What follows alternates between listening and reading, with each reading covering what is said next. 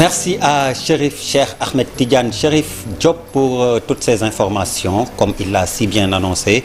Mesdames, Messieurs, nous avons le plaisir de recevoir Maître Abdoulaye Tine. Bonsoir. Bonsoir, Monsieur Der. C'est toujours avec beaucoup de plaisir que nous vous recevons, président de l'Union sociale libérale, USL, candidat à la présidentielle de 2024.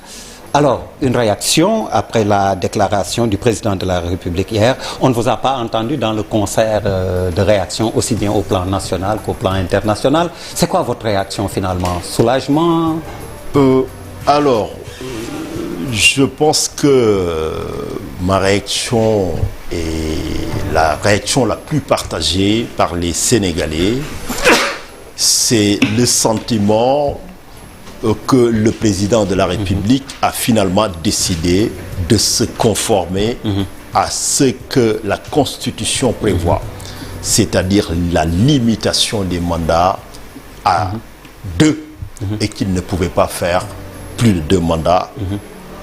Et nous prenons acte, comme tous les Sénégalais, et nous l'encourageons fortement à persévérer dans cette voie, le respect de la légalité constitutionnelle, pour pouvoir effectivement conduire le Sénégal jusqu'à la date du 2 avril 2024 dans la voie de la paix et de la stabilité démocratique.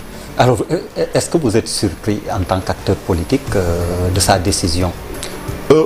Honnêtement, j'ai une surprise lorsque il a décidé, effectivement, j'ai eu ce sentiment de surprise qu'il a décidé de ne pas se représenter. Pourquoi? Parce que tout simplement, tout laissait croire, même si j'avais des confidences qui me disaient le contraire, que jusqu'à la dernière minute, il allait être candidat. Sinon, comment comprendre la dernière mise en scène qui a été orchestrée face au maire samedi dernier, et surtout le fait qu'il ait maintenu le suspense a installé le pays dans un climat de tension qui nous a valu des dizaines et des dizaines de morts, des milliards de dégâts. Et finalement, lorsqu'elle a décidé de ne pas être candidat, je me suis dit, mais tout ça pour ça. Finalement, est-ce que également, ce n'est pas un digne fils de Wade, héritier de Wade, clignoter à gauche et puis tourner à droite? C'est ce qu'il a finalement fait, comme vous avez dit, jusqu'à samedi, face aux élus, tout laissait croire effectivement qu'il pourrait tenter cette 3e candidature. Oui, mais dans quel objectif? Quel est l'intérêt? Politique. Politique, je ne crois pas que, sincèrement... Comme disait Mitterrand, qu'un politicien devait être nuancé. Moi, mon sentiment est que le président, comme il l'a finalement avoué, il sait effectivement qu'il l'a écrit, il l'a dit, il l'a redit, il a justifié la réforme constitutionnelle de 2016 par la nécessité de consolider cette interdiction donc de plus de 2 mandats successifs. Le problème ne se posait plus en termes simplement de légalité ou de morale. C'était devenu une question de dignité.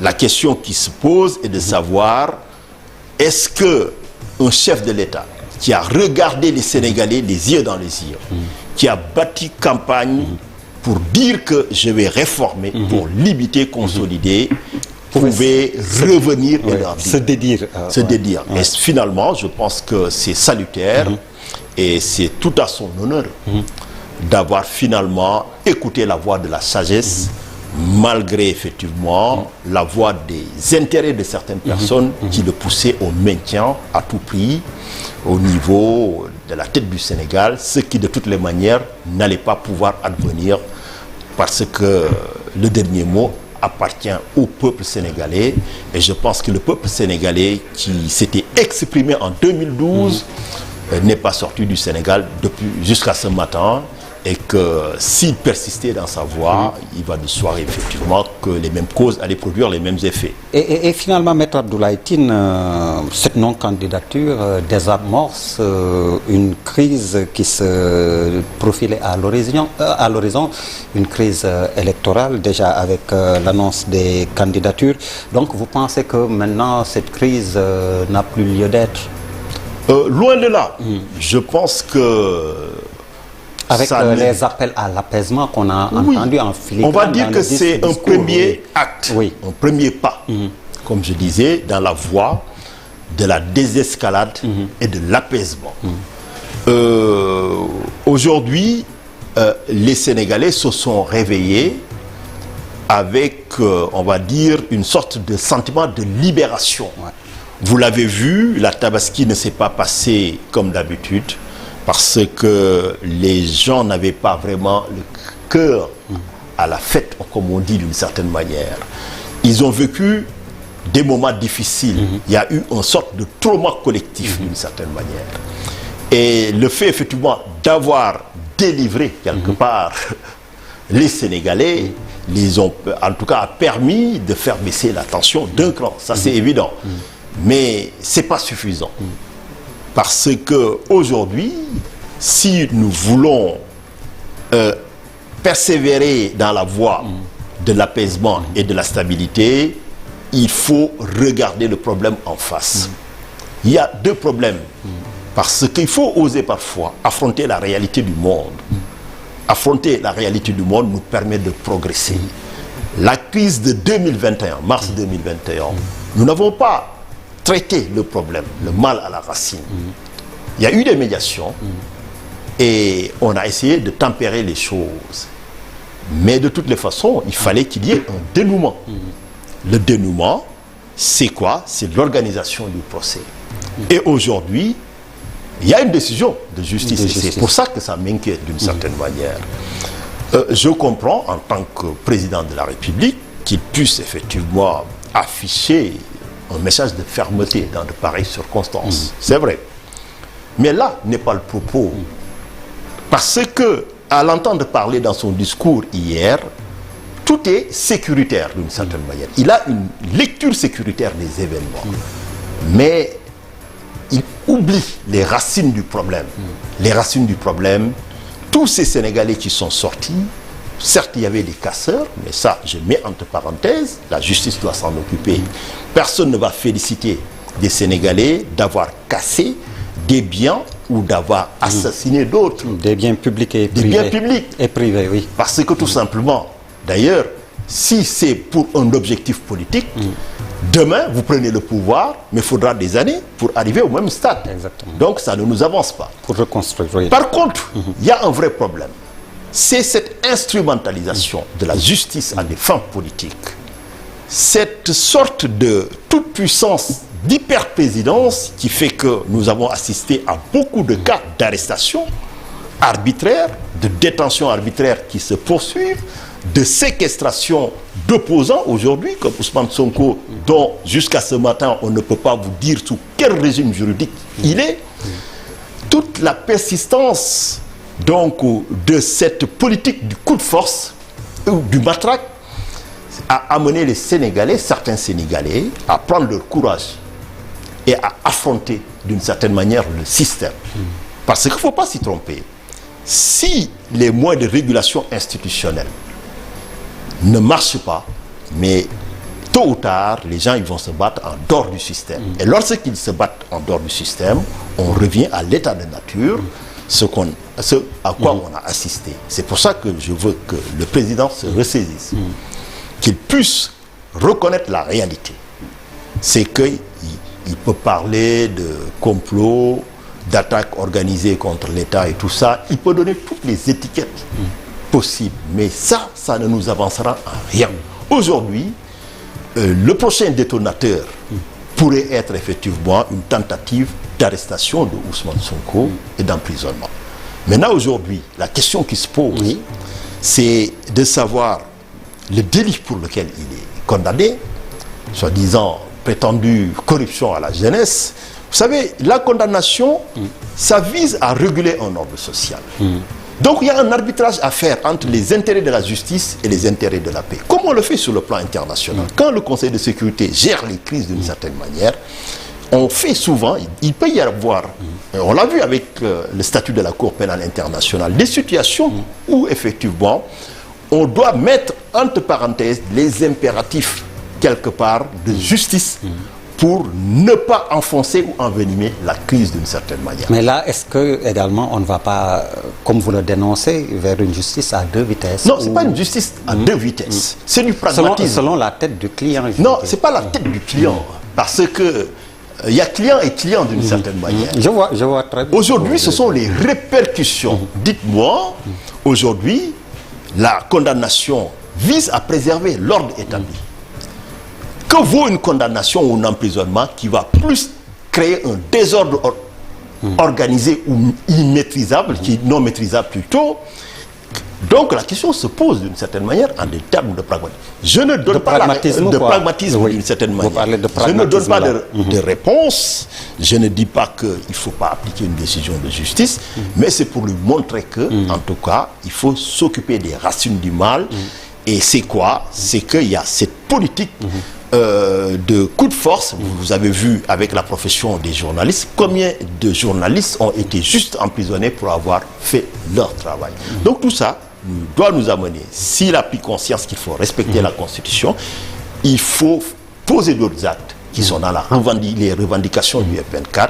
C'est aussi effectivement essayer de faire de sorte que ces détenus politiques soient libérés dans les meilleurs délais et surtout effectivement, là c'est un point important, il l'a amorcé, il a parlé des indemnisations. Oui, il a évoqué comment indemniser ces personnes. Je pense que nous avons eu une expérience similaire. Les victimes et les familles des victimes, avec mon confrère Hassan Dioma, on était les avocats du collectif des victimes de violences. On avait proposé à l'État du Sénégal à l'époque un mécanisme d'indemnisation amiable qui avait permis quand même, à l'époque, Mme Mimi Touré était garde des Sceaux, d'indemniser à l'amiable. Est-ce que ça a été mis en œuvre? Ça a été mis en œuvre. Bon nombre ont été indemnisés. Donc, pour des cas comme ça, on peut réitérer. Mais le plus important, c'est de faire de sorte de ne plus jamais arriver là. Parce qu'on avait cru que plus jamais le Sénégal n'aurait encore à vivre des événements aussi dramatiques. Là, vous parlez du système judiciaire, mais pour le système politique, est-ce qu'on peut considérer aussi que c'est désormais un acquis, que l'ère des incertitudes sur les mandats, mais c'est terminé avec le président Macky Sall? Normalement, c'est définitivement terminé. Vous nous inquiétez là, en tant que politique, si vous dites normalement. Je dis normalement, parce que vous l'avez vu, on a beau avoir des textes clairs, on a beau avoir des présidents. La maître, ne m'inquiétez pas. Non, je ne vous inquiète pas. Parce que si, là où je veux vous amener... En tant que jeune politique, si vous dites... Pour moi, ça ne se pose pas. Ça ne se pose pas. Pour moi, c'est définitivement terminé. Exactement. Pour la bonne et simple raison que, déjà, aujourd'hui, le prochain président qui va arriver, à partir du 2 avril 2024, n'aura pas à s'occuper d'interpréter une rétroactivité ou non rétroactivité. C'est pour ça que je dis que il y a un verrou. L'air s'arrête vraiment. L'air s'arrête là où il y avait l'incertitude. Exactement. Parce que c'est tout l'intérêt de la clause d'éternité qu'ils ont mis. C'est-à-dire, il y a aujourd'hui deux choses qui sont intangibles dans la forme de l'État. C'est la forme républicaine de l'État. On ne peut pas réviser la forme républicaine. Le Sénégal restera toujours une république. Une révision qui vise à écarter cela est irrecevable.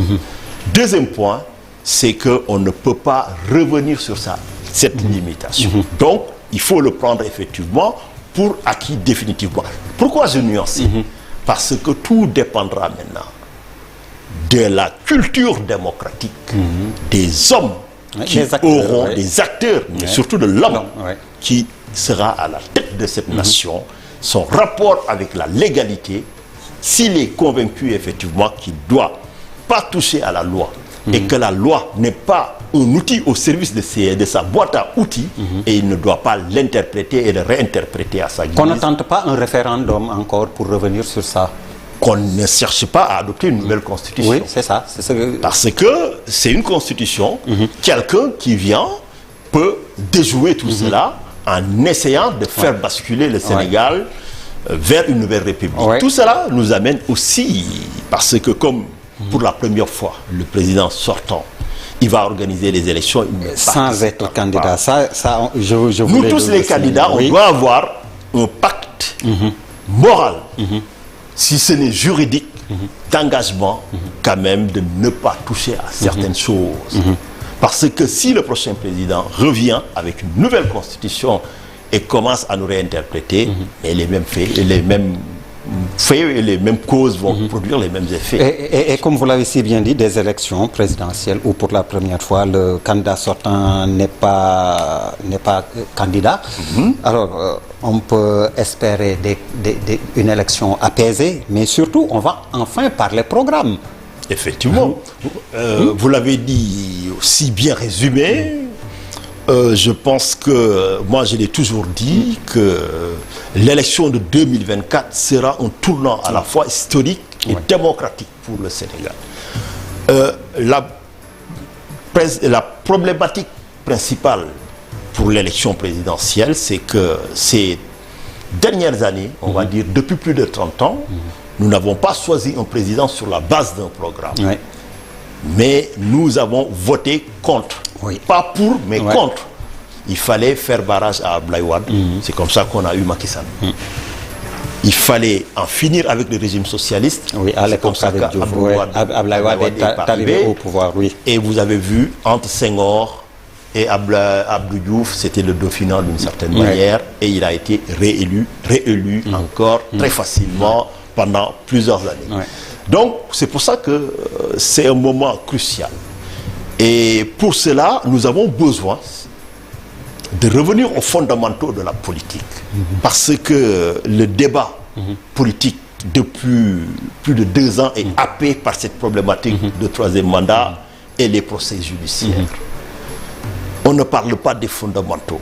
Aujourd'hui, les Sénégalais, ce qu'ils attendent des leaders politiques, c'est qu'ils soient capables de leur identifier les problèmes auxquels ils sont confrontés aujourd'hui, d'apporter des solutions concrètes et opérationnelles. Et quand on parle politique, mais qu'on parle du vécu.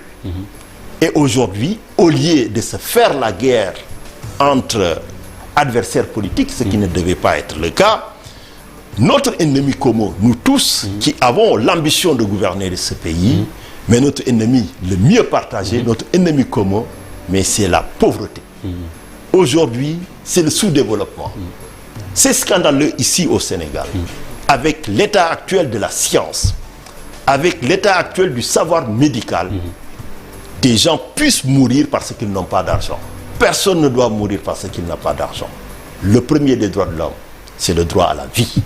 Quelqu'un qui n'est pas capable de vous soigner quand vous êtes malade, s'il vous promet l'émergence, mais il ne faut pas le croire, parce que rien ne lui dit déjà que vous serez là d'une certaine manière. Comme on dit en Wolof, alors si vous avez à résumer votre programme, vous direz quoi au Sénégalais? Puisqu'on vous a, c'est vous qu'on a sous la main, dites-nous. Mais mon programme est chapeauté sous le nom de Sénégal convergent.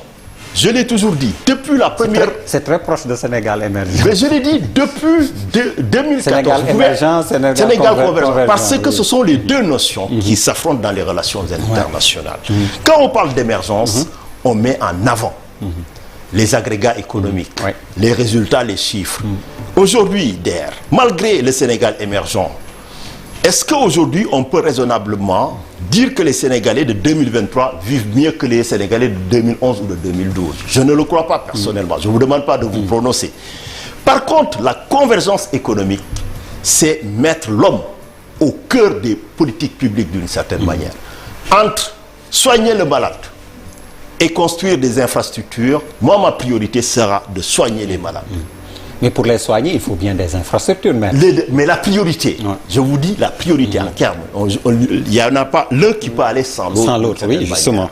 Aujourd'hui, comme je vous ai dit, le social, aujourd'hui au Sénégal, mais on ne doit pas, la Constitution le dit, nous sommes une république démocratique et sociale. Le caractère social de l'État.